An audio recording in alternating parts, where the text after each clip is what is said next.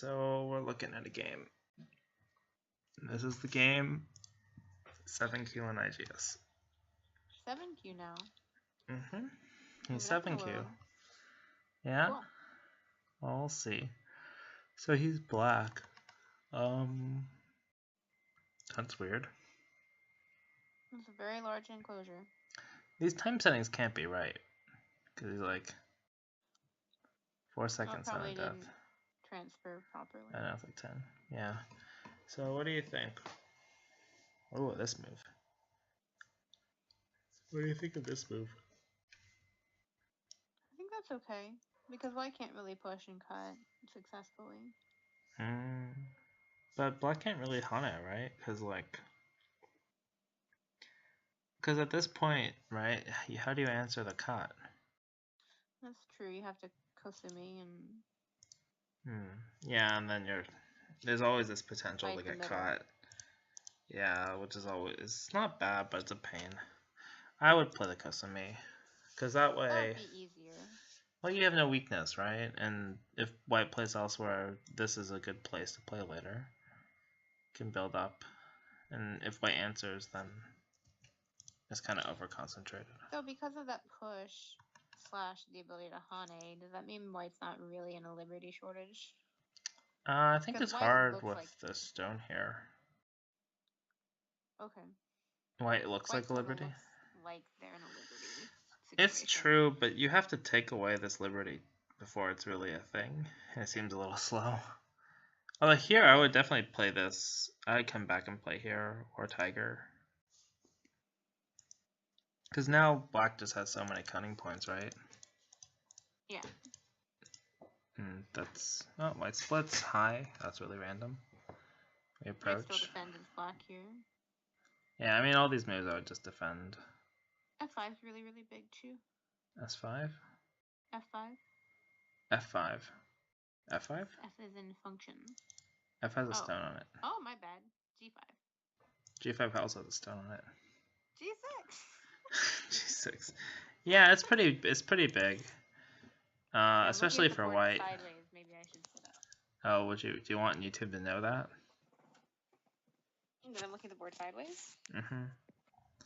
Anyway, so white cuts and this is really painful, but we should like not help black and just play here, right?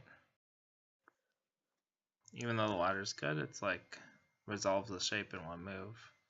Still could play like ladder breakery things. Yeah, I think it's pretty annoying to have ladders like sticking around for the long haul. It's kind of a pain to always have to be considering what's going on with that. I mean, but that's an issue, like not noticing that there's these cuts, right? Or you mean for white, to like have white be like, oh, for white. Yeah, that's true, because it can always backfire, especially if you're playing a bot. Oh, really? Yeah, I had a ladder in my game, and it was just like hung around, and I had to keep checking in with it, and it affected how I played locally in the other area quite a bit. Yeah, that's why it's really important to like resolve them. So like pushing like this just helps white, right? Fixes this cut. Yeah, this seems like a good result for white. Yeah, I agree. Black's also like not totally connected. Like if white ever comes here and turns, it's like Sente. So it's pretty painful. I think the big thing is like he's just not aware of the problems in his shape, right? The lack of liberties on this group, the cutting points beforehand. To be fair, I still screw up that shape, like with the Hane. The Hane? Hane. What, going back here, like this push? That kind of shape.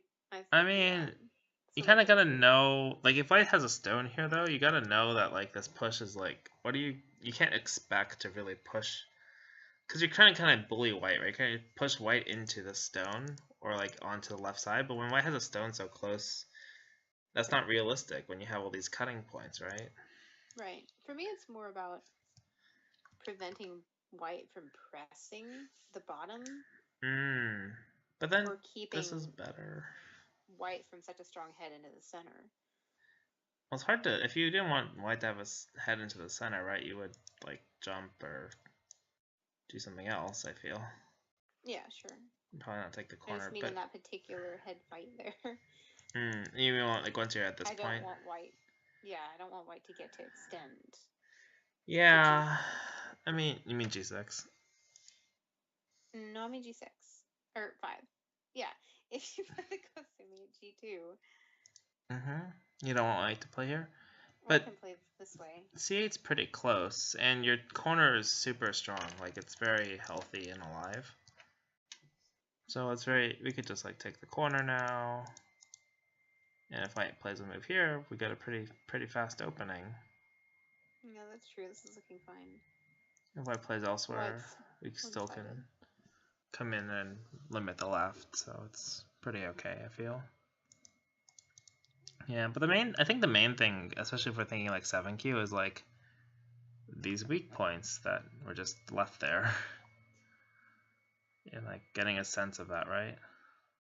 Ooh, Hane. Interesting. And like this, right? And making the knight move. I mean, you just like see it and you're like, oh, cuts. Like, what if I just plays here? Do you really want to play Ko for this whole thing?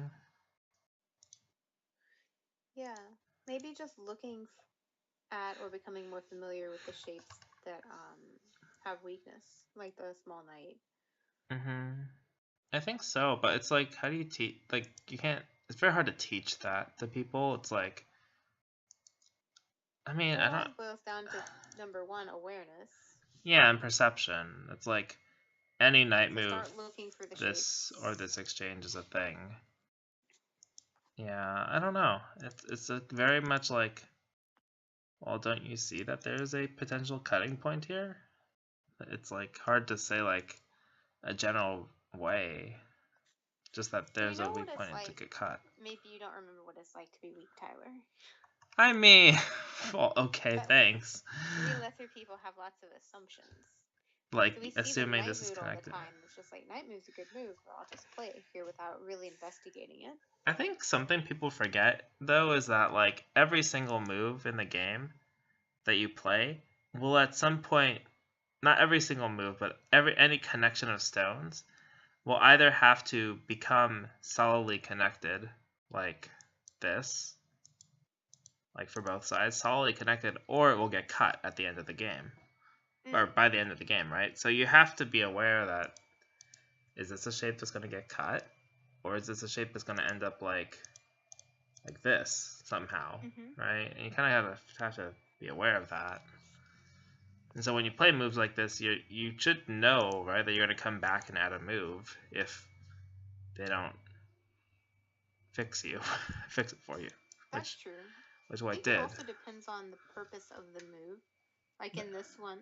Yeah, we're near white stones. It's not a development move from a black framework where you might knight move and you're never concerned right. About that. Black's not really making anything here. I actually don't really know why Black's playing this. Do you think it's to like reduce the middle? Maybe center, to have center access, or yeah, like this area. Maybe. Yeah. But if it's like that, then it'd be much better to like play something more solid. Maybe like. Well, it's also possible that they're looking at that white group and thinking it's not that strong, and maybe they can revive F17. Well, but in that case, wouldn't it be better to come from this side because it's the more open side, or like even like this, because then you're like aiming to take away the base. What they might have been thinking, I don't know. Yeah, I don't know. It's like from the very most basic fundamental, though, right? It's like if you're gonna play something, you don't want to be playing from a group that's already alive. And then if you're playing from the group that's strong and alive and you're playing something that can get cut, that's kind of not great. And white comes here. That's weird. White's not even aiming to come under. This is fine. It seems fine.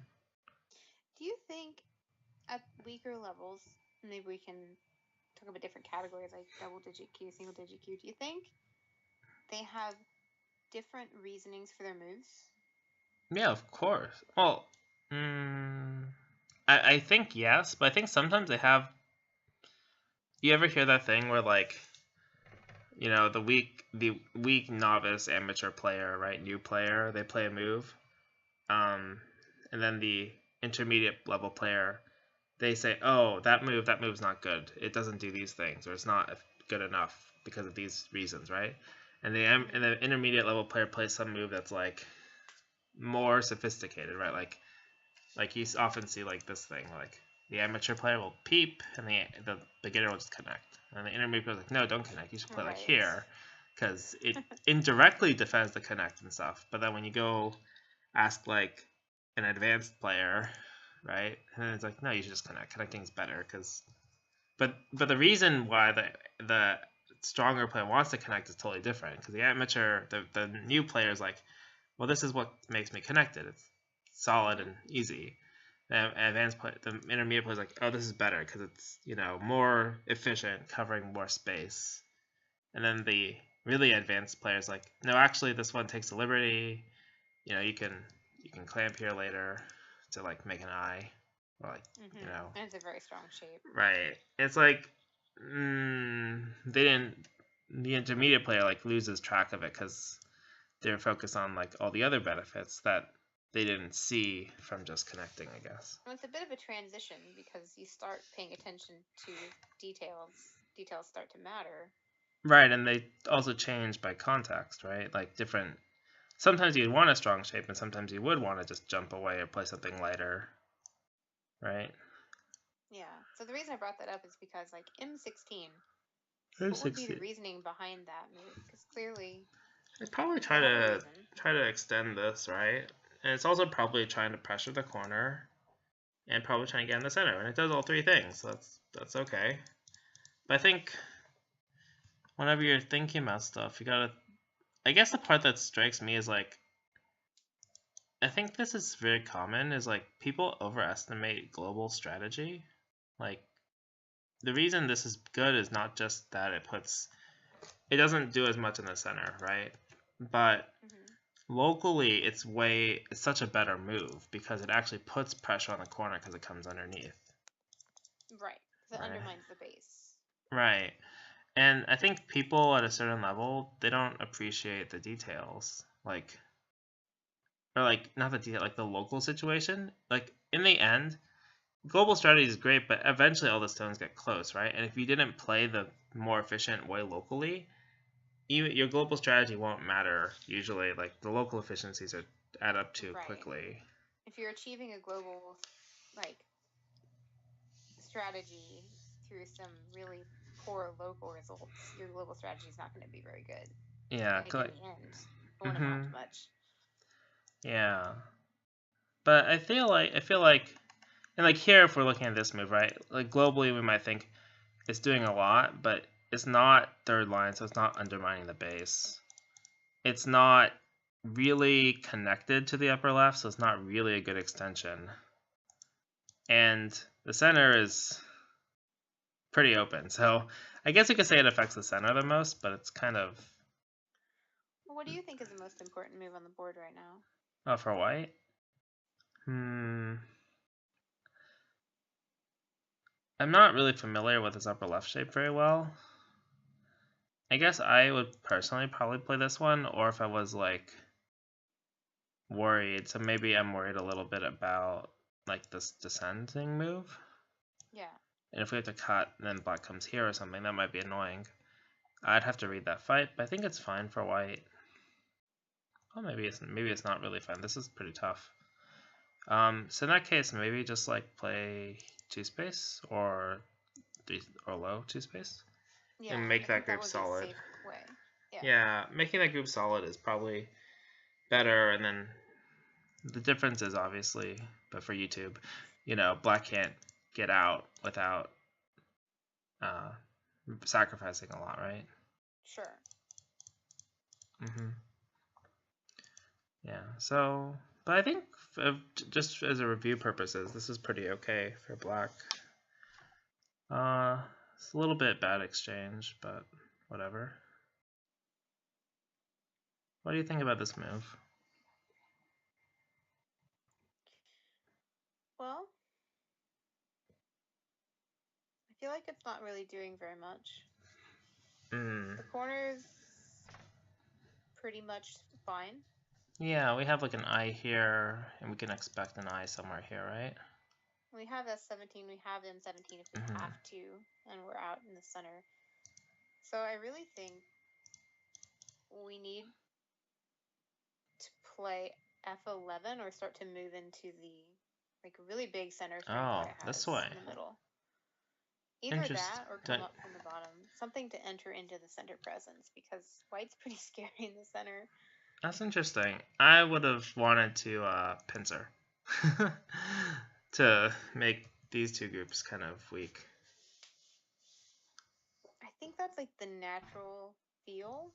But you're really worried about the center? But I don't really want to make a new group there. Oh, okay. I don't think this will end up becoming a new group, though, but like if White jumps and we just come back and attack this, I think we can get good momentum to reduce the center. I don't really... That might be fine. That's probably a better strategy. I was sort of thinking of E17 as relatively safe, not really that attackable. But if you think... I'd be making another group. I mean, the thing is, like, since White has more weak groups than just this one stone, I think it's pretty safe to say that this stone's either going to connect up to one of the sides or it'll be stronger than one of the groups, at least. Yeah, and in this fight, our corner is stronger than the White group on the left, so we'd have an advantage in this fight. Yeah. If we play here, I'm kind of worried, like, what if White just comes back, right? Like, I'd be fine with that. I mean... It's not bad, but I feel like it's a missed opportunity. Because now this is all very strong, which is like what White should have done originally. So I feel like we didn't really capitalize on it. The other thing to think about is like, what's your next move here? I really just want to play K3, to be honest. Okay, yeah, I mean that's super big, but if we play K3, can you handle it if White just pushes and cuts? Yeah. Yeah, what do you do? F15. That's not Sente. Connect. I mean, I'll give it to you. What? I thought you were like the center is so big and all that stuff. I'll be fine. I can Sabaki this. I'm like D10, F7. F7. That's a bluff. I'm gonna go back and save my corner group. Okay. I mean, if you're gonna reduce it anyway, then you might as well just like keep going or something. I don't know. It's that knight move again, Tyler. What, this one? This can be cut. Yeah, I can. Like, I mean, it's not like this isn't possible, but if the center was big here, then I think the center is definitely pretty big if you get cut and like surrounded like this. It's much bigger than 5 stones. Yes, I would agree. Yeah, but I don't know. So this seems, I mean, at least this addresses the center, which is what you were worried about. It does, but other than that, like other than moving to the center in a rather dame fashion, I don't like it. Yeah, I don't like it either. I'd much rather do something proactive, like split the two groups. It doesn't put pressure on White, and the value that we're getting out of it is like really concerning. That it's not enough. Yeah, I agree. If it's something like this, then this upper left is risky.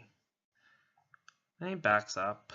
I guess it's okay. I don't really see any reason not to Hana though. Yeah, well, like my teacher would say, Hana unless you can justify a Nobi. And he ends up Hanaing anyway. I guess that's fine. Then I come here. I mean, like on this board, where would you play? I mean, K3 is like the super biggest move. Yeah, that's what I think too. But I think it's just because, well, actually, I think we're starting to reach the point I would rather play B4. Just to, like, get the end game, and then White has to defend the clamp. And we all still defend this cut thing, right? After we make the turn not Sente. But I think... helpful. That's actually really helpful to get that Hane at B4. Yeah, but I think the big... White's actually... Sorry, go ahead. Well, I think the thing my student didn't realize is just, like, again, it goes back to that sense of weaknesses. Like, the whole time he's not aware that this is Sente, I feel. And because if that wasn't Sente, turning around a group like that is so big. It is. In the center, on the side, no matter what, just turning around a group like that is so big. I mean, it's big, but if this wasn't Sente, it's not as big, right? Like, it's not as big, no. Here, if black, I don't know, we just push or something and turns. I mean, it's big, but if black just jumps, it's not. It's like. It's just points. Yeah, it's not any bigger than the jump. This seems it's just points, crazy. it's not as big, but now it has tactical value. Could you live here? Like this, I'd play R10. And then? And Hane. Double Hane? Yeah. What about if white plays here, though? Could you live? If white plays there... I don't think it should be too hard to live. I think it's tough. Bulge slide? You can even maybe go all the way to S13. Well, white's going to play here. And then... Can you play S13? Yeah, you can play S13. This might live. You get this forcing move. White has all these outside cuts is the thing. And we do have the corner threat. It's unclear. I'm not sure. I'd have to like read it. It looks like if you can't exploit the outside cuts, though, it looks like it'll die. It's probably true. So my feeling here is black should push once and then play here. Okay, push and then here. Right. Yeah, it's a little bit that's harder for white to like. Yeah, it's a normal technique. He played here and then white cut. The problem is now this group is a little bit short, but it's not that bad. We're going to damage the corner, but we could actually play S6 now. S6? That's what he played in the game. I would wonder, can you just like play here though?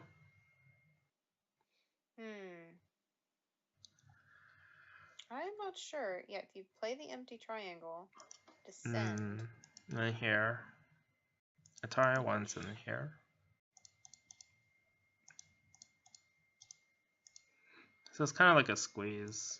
We can play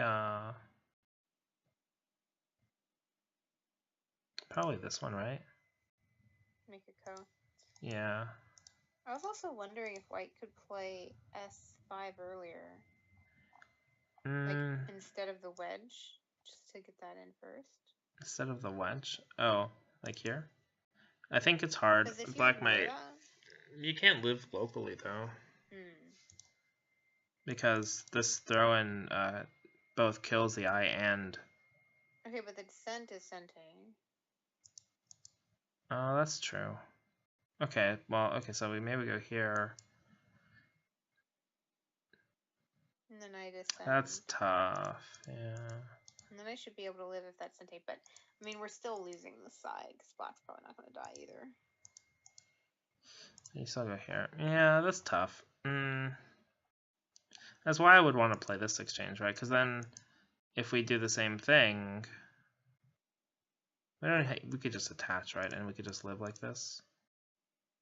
This would be fine. Corner a little? White can't split because this looks hard. This is just like so close.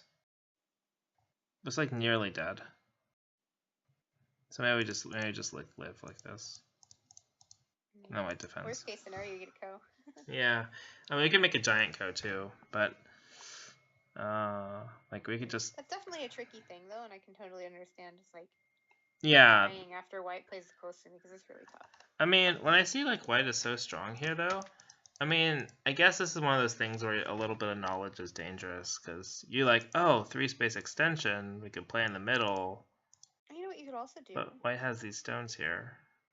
You could play Q9. Q9, yeah. It doesn't work here though, right? Because the ladder doesn't work for black. Well, it doesn't have to work. We can affect the side. Well, what do you do here? What do you do here? Like I'd play the ladder out, or even just Atari the 2 stones out, and I'm splitting the side. Oh, like, well, you're kind of stuck here though. Yeah, I defend the cut, so like our 12? 12 probably. Turn. You win a capturing race with this? I don't know, but I could Hane. Okay. So now we're in a capturing race. I'd try. This looks fine for black, actually. This looks hard. Hane, and then Tiger Mouth back. Push like this? Yeah.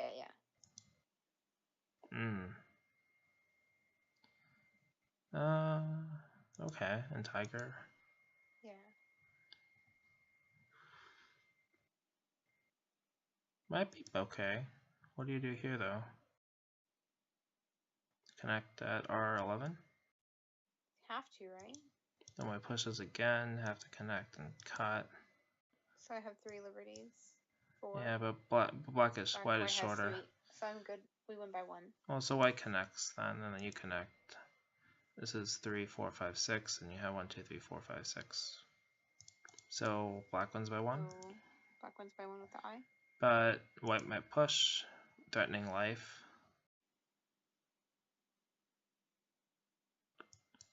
And this is tricky because after this Hane, you get white gets an extra liberty there. That's true. Then we have connect. 2 shared liberties though, right? And black has a bigger eye, but yeah, black. And I guess that wins. Yeah. Okay. That's tricky though. A bit tricky. I wouldn't expect. I would be able to read that out. Yeah, and yeah, that's true too. And I wouldn't expect this group, like, there's a lot of room for this to go wrong, right? Like at this point, white might just push here, and now you don't have the time to get into that whole thing. But I guess taking is big. That's interesting. Yeah. I wouldn't have thought that this group is so vulnerable. If you don't want to get in that capturing race, it's just a push again. Let him cut. You're still splitting the side a little. You also have the issue, like, what if I just Atari's here? Are you gonna connect up on the outside? No, I'd probably connect. If you connect, then you start running into other issues, like what if I comes here and just lives independently? You kind of pay a big price in the center. That's true. It might be too costly. I don't know. Something to think about. I wouldn't have thought of this thing. This seems... Honestly, this seems desperate. Extreme variations. Yeah, it seems desperate. But I think the big thing is, like, you don't want to playing this kind of move if you're not absolutely sure that you could live inside. Yes, I would agree with that. It plays this, which is interesting. Because, like, here, if black just pulls back, isn't white in trouble? So, if the game, like, say you're losing, would you still suggest not playing that kind of move if you feel like you have to? Like this one? One of the only ways to come back. I mean, I would say you want to do something that's within reasonability, because you have to remember, like, your opponents are also going to be making mistakes, right? I think the important thing is kind of to recognize the kinds of mistakes people tend to make at your level, because, and you kind of want to play around that a little bit, because you don't want to play in a way that's like, oh, I'm going to invade and they have to kill me. It makes it really easy for your opponent to be like, I'm killing that thing, so I have to play this way. Sure. Right? But if it's like an unclear type of thing, like maybe I invade like this. That's kind of what I would think about. And if white goes down, then you're looking at like something that's harder or more unconventional. Yes. That's a good way to put it, because that diagonal or just attaching on top are very common. Right. So, like, they're going to play that without thinking whether they know what's going to happen or not. I mean, you can do something like your variation. Like I would mess up because if I didn't read it early on, because like I was like, really, you can do this when the ladder doesn't work? I'd be a little surprised. Well, I think it's very costly when the ladder doesn't work. Yeah, but it depends on the situation, of course. Yeah, it actually really shows why this exchange is pretty bad early on, a little bit. But I guess I was getting back to like to more technical stuff. Like, what if black just pulls back? Would this have worked?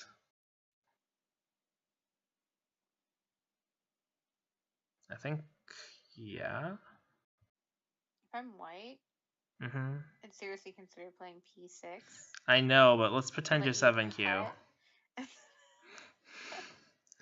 Like, even this is not, but this is big. Like, the territory is pretty big for black.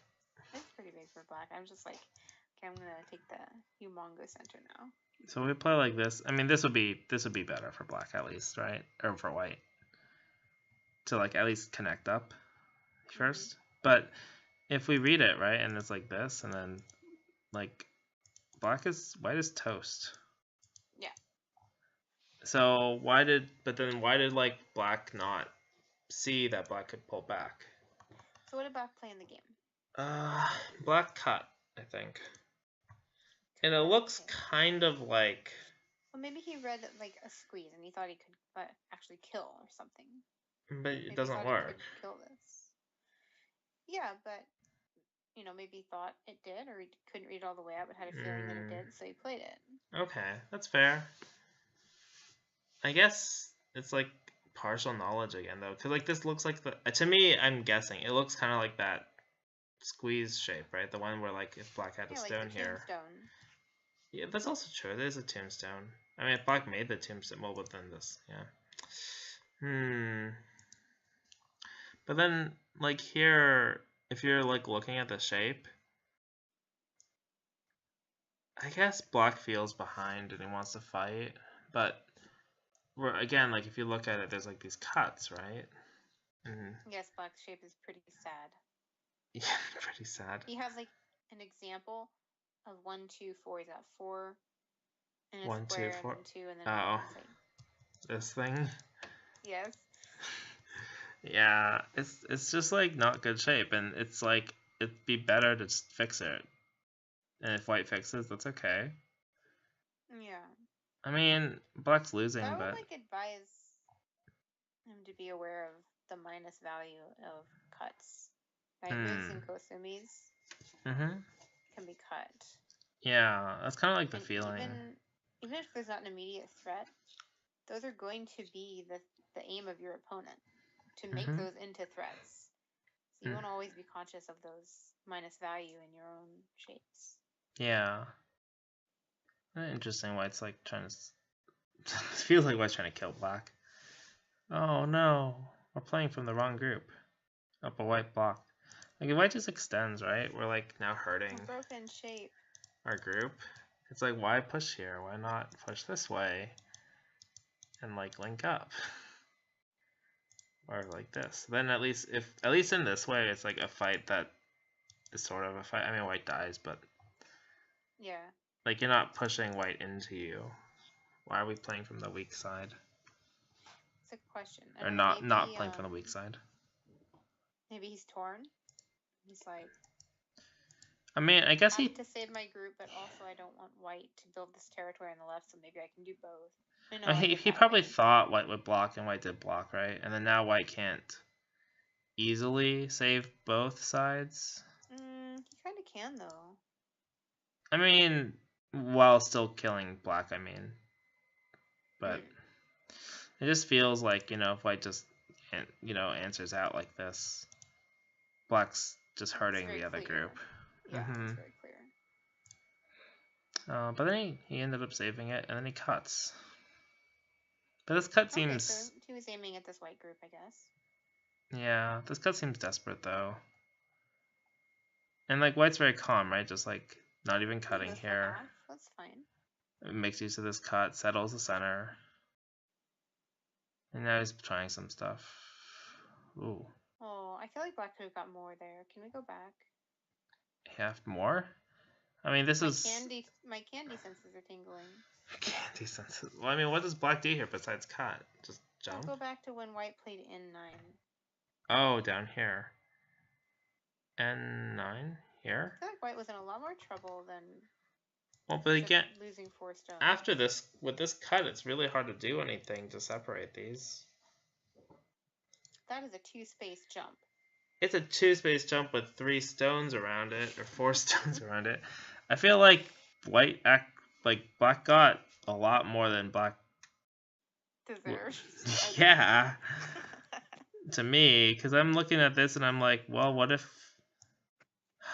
like here, I'm thinking like attachment right here or something, right? And then like this one, if they play the same thing, then they can't cut because of the ladder. Yeah, you know what the issue is, Tyler? What? You can't get a good result with bad shape. No, you can't. I mean, and this just keeps coming back up in this game Where black shape is coming back to bite him later on. Yeah, I mean, white didn't have to cut here. Cutting on the right. Cutting on the bottom. Yeah. I'm still so like, white didn't even have to cut here. That's kind of shocking to me. Not shocking, but yeah, there's a lot of stuff here about shape, I guess. All the little weak points.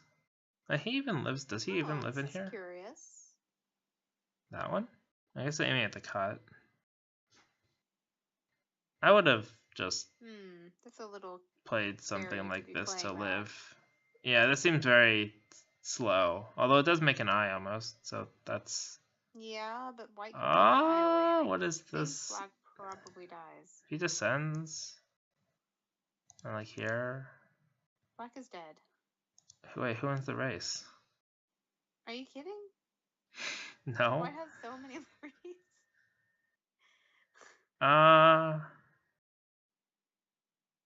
I think white wins by 1, Kendall. Like this. So many liberties. Okay, you know, 1 is the difference between life and death, so. I mean, oh look, black wins. I reiterate. I mean, but 1 liberty is sure, but black has an eye, and they have a ton of, like, at this point I'm looking at them, like, they have 3 shared liberties, so it's like 4 liberties, right? Okay, but the problem here is not that it's capturing race. The problem is that he made a bamboo joint when he was trying to make a life. Well, I think he suddenly decided, hey, life. He didn't want a life. He wanted a victory. You know, he wanted to put the stake in the white group. Okay, but this white group, if he lives, where is white gonna live? Like, he's completely surrounded. So if he lives, true. White probably dies. That is very true. All he needs to do is play a diagonal move. A diagonal? Not a straight move. Yeah. Yeah. Well, I would play this diagonal move because after this, then this is Sente, and then you can play almost like anything, but like this is clear. You could just extend or slide. Yep. Yeah. But this is like, I think it does work. I think white does have to answer. Or something. I thought. But like if black just sends. Convinced by your play out in that capturing race. Okay. Well, like look at this, but this technique is so bad. I mean, I know he's 7Q. Like this is, and I haven't taught him about capturing races, but he's filling in his own liberty, right, by doing this, which is bad because he has an eye. That's true, and white can throw in and like squeeze him as well. Yeah, and you want to maximize your shared liberties when you're in a capturing race, so that because they belong to you, you don't want to fill them in yourself. Really, he should probably play J17. Yeah, I mean he has to do this to avoid getting squeezed. Now I think with the throw in here, the self, he probably loses, right? Dead. Yeah. Yeah. He's like 1 short. Yeah. So then he 10 keys after he realizes he's dead. Hey, he got the really big endgame though. And then this just doesn't work. But yes, I think like we're pretty much done with the game at this point. So that's kind of unfortunate that he died on the top because I don't think he was losing until then. I mean, I showed you if he plays here, I think and connects. Can you let's say he doesn't do this at all on the top. What is the status of the game? Like if he doesn't do anything there and we just play like let's say he just does endgame here. Like we have an endgame like this or something. Yeah. You want to count one side? I'll count the other. I'll count black. I'll count black. I'll count white. It's 12.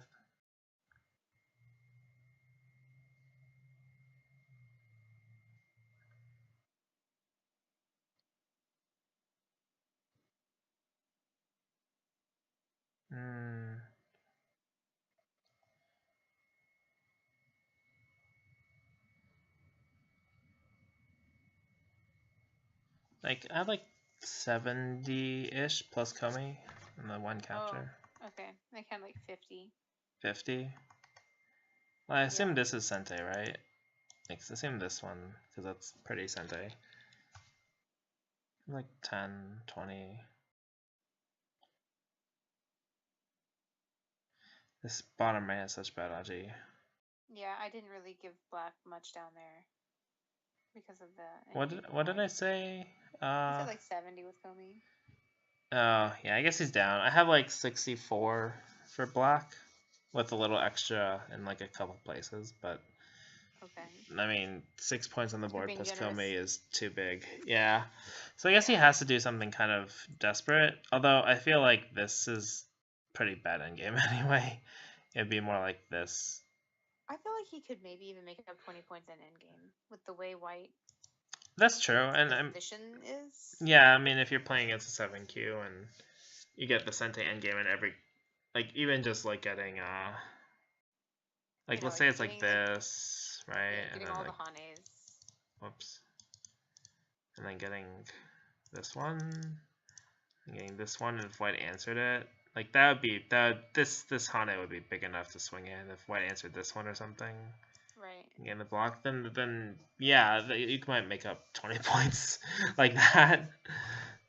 But I mean, you're kind of assuming white's gonna play kind of bad in game, but it could happen for a 7Q. I think the main thing to take away from this is like most of the stuff is not strategic, right? It's like shape and like this local fighting. Shape is so important. A lot of it's local fighting, a lot of it's shape. I think there's something to be said. Okay. You have to trust yourself. Where you're at, right? You have to trust your own reading. Yeah. But at the same time, you want to push yourself beyond where you're at. So. Well, but you don't want to push. How do you manage that? How do you manage pushing yourself to play more complicated things while also only playing things that you kind of know or can read? Well, I mean, if you're pushing yourself to read more, right? You want the reading to serve a purpose. Like, you want it to be part of your game.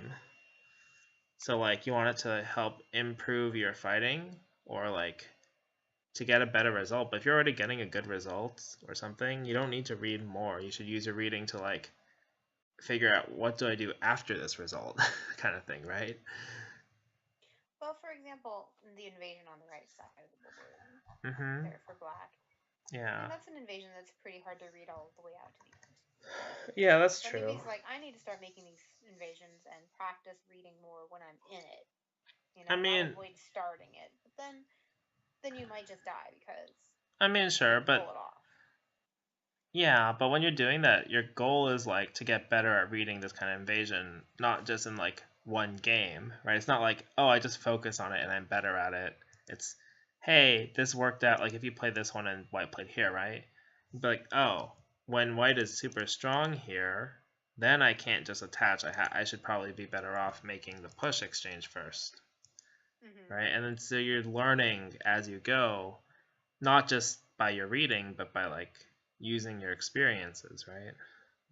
Refining your intuition or like hopefully things to look you're at. Stacking your experiences, yeah. Right. And so you're getting better not just by, oh, I'm going to pay attention more to this thing. Because everyone, like, to some extent is paying attention, right? But the way you get better is you kind of like integrate or make more layers to your perception. It's like, oh, this invasion, and then it's like, okay, I'm paying attention to this invasion, and then you have like a layer like, is white strong, like above it, versus like, is it like, you know, an open side type of thing, right? Yeah. Or like this kind of thing, like they're kind of varying degrees. Because like if it's here and white plays this and you go here, well, who cares? You're just coming out, you know. But if it's like shorter space, yeah. So I think like, but like that's something you would learn as you worked on it, and you'd have to be. Your goal would be not to win games, though, right? Your goal is to like work on this aspect. But I think that's really hard for people to get used to. I don't think you can separate them. I mean, I know you practice things, but I don't think you can separate the objective of winning the game. Because the whole reason you're playing this move in the first place is because you have some kind of a reason for playing it that you think is that's true. Necessary for your objective, which is always going to be to win the game. I mean, I don't think it's like you should play without wanting to win the game, or that you wouldn't play this move if you didn't think it would help you win the game. But if it doesn't work, right, or like you get blindsided, then you shouldn't feel bad if you don't win. because you shouldn't be upset. It's like the most important thing is to recognize this is a situation, where white has these stones here, and to learn from that, so that next time it's like, oh, I'm in this situation, maybe this move is not the best one to try to win the game. It's like maybe something else is better, you know? Right, yeah.